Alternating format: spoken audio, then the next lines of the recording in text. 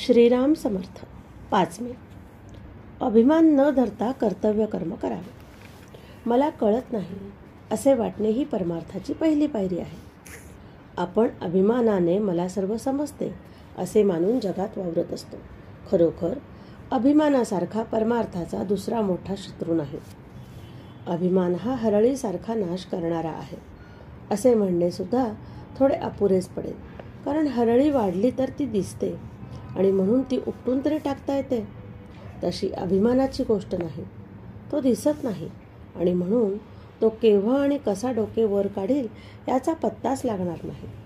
चित्तशुद्धीच्या मार्गात मोठी धोंड कोणती असेल तर ती अभिमानाची आहे.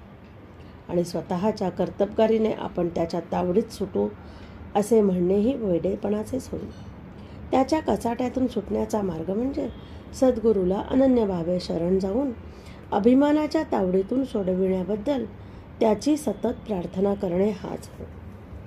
चित्तशुद्धी झाली की शेताची मशागत पुरी झाली असे म्हणायला हरकत नाही. पुढे प्रश्न, बी उत्तम असणे जरूर आहे. उत्तम बी कोणते हे कदाचित आपल्याला समजणार नाही, परंतु फळ चांगले कोणते हे सहज समजते.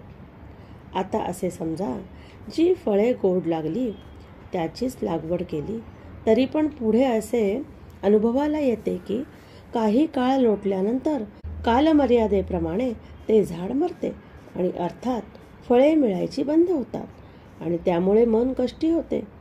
यावरून असे दिसते की आता गोड लागलेली फळेही कालांतराने दुःखालाच कारणीभूत होतात. तर मग बी निवडताना असे पाहणे जरूर आहे की ज्याची झाडे कायम टिकणारी आहेत आणि फळे अक्षय सुखाचा लाभ देणारी आहेत. जगात उत्पन्न झालेली अशी कोणती वस्तू आहे की जी अक्षय टिकेल? कोणतीही नाही असेच उत्तर येईल.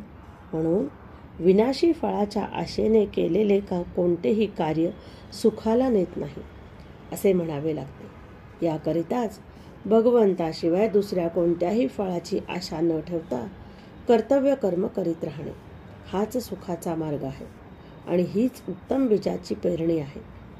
भगवंताची मनोभावे प्रार्थना करावी की, हे देवा, तुझी भक्ती तुझ्याशिवाय इतर कोणत्याही फळाच्या आशेने न होईल अशी कृपा कर. त्या दृष्टीने आपणही प्रयत्न करणे जरूर आहे.